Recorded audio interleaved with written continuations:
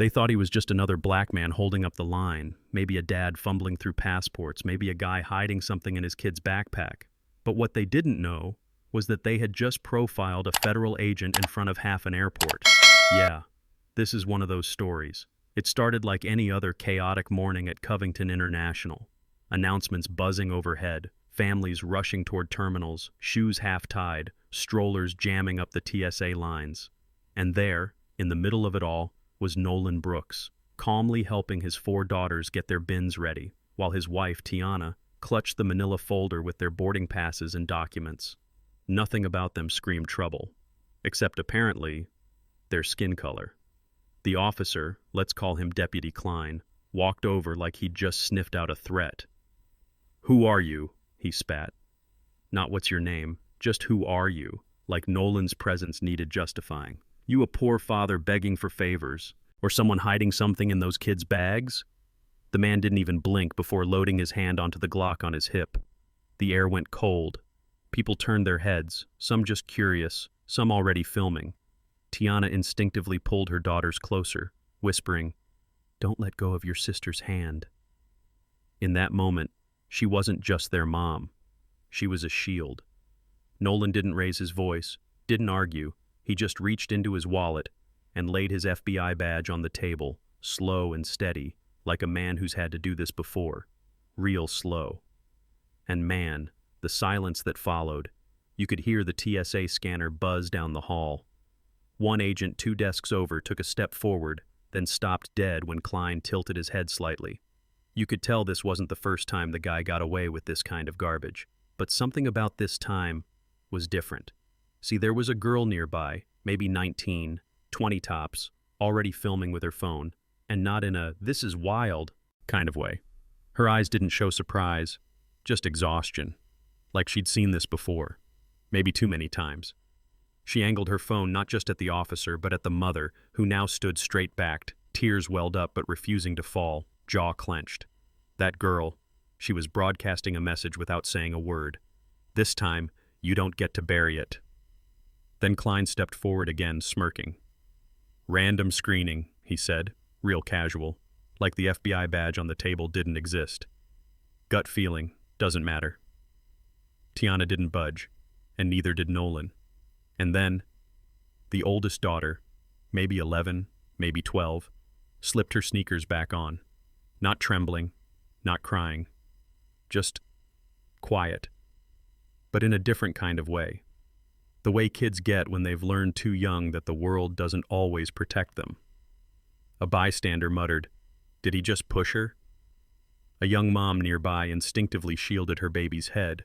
A guy with headphones in yanked one out and started recording. The air shifted, and it wasn't just tension anymore, it was resistance. People weren't speaking, but they weren't looking away either. And you felt it. That kind of crowd silence that holds its breath right before something snaps. Then something did. Malik, the airport janitor, who nobody had noticed this whole time, came into frame.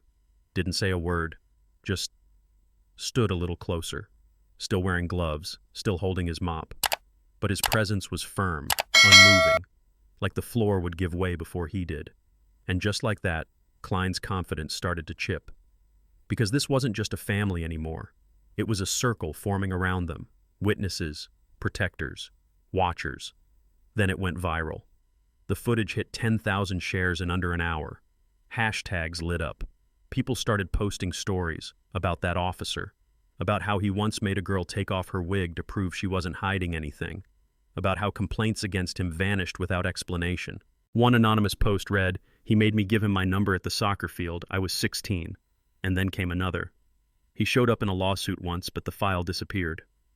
And just like that, Klein wasn't just a jerk with a badge anymore.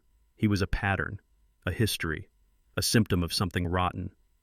Now here's where Nolan could have pulled strings, called up the bureau, made it all go away with a few favors. But he didn't. He chose the slower path. He started digging, found every dropped complaint, every erased report. A young law student, interning at a local human rights org, emailed him an old sealed letter with the words, "I don't know if this helps, but someone's finally starting to speak." 2 weeks later, boom, unmarked vehicles rolled into the precinct, Right in the middle of Klein laughing with his buddies about security for a county fair, they handed him a warrant. The look on his face, not fear, not guilt, just confusion. Because for the first time, he was the one being questioned. At the trial, they didn't just put Klein on the stand, they put the whole damn culture on it. The mother testified, the girl with the phone spoke. Even Malik, the janitor, got his moment. And let me tell you, when he said, "I've cleaned up after enough of these moments to know when something stinks," the jury didn't even blink. And then there was the civics teacher. Yeah, twist moment right here. Turns out one of the jurors had shown the video to her class the day before the trial started. Not to sway them, just to ask one question.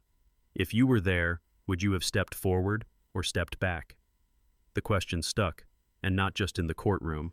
A few weeks later, high schoolers built something called the silent room, a circle of chairs and whiteboards where kids could write down things they'd never said out loud. Notes like, "I watched my friend get stopped every day and I stayed quiet," or "My little brother thinks he's a threat just for wearing a hoodie." Even airport security got in on it. One supervisor suggested tracking positive behavior alongside violations. "We log every time someone loses control," he said. "Why not record when someone shows restraint?" By the time Klein was convicted, not just of abuse of power but for obstruction and coercion, something had shifted, quietly, deeply. And back at home, when Nolan stepped into the house after the verdict, his oldest daughter looked up from the kitchen table and asked, "Are we safer now?" He knelt down, brushed her braids behind her ear and said, "Not completely, but now you know. We don't always have to bow our heads to stand tall." And the screen fades, but not to black.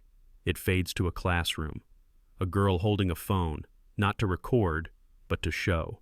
A quote from that same civics teacher on the board: "Sometimes justice doesn't shout. Sometimes it just refuses to look away." Now let me ask you this.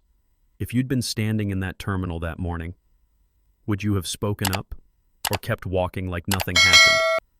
Drop your thoughts in the comments. Was justice served? Was the system finally listening? Or is this just one win in a much longer fight? Because the question isn't just what happened to that family. It's whether next time you'll be the one holding the phone.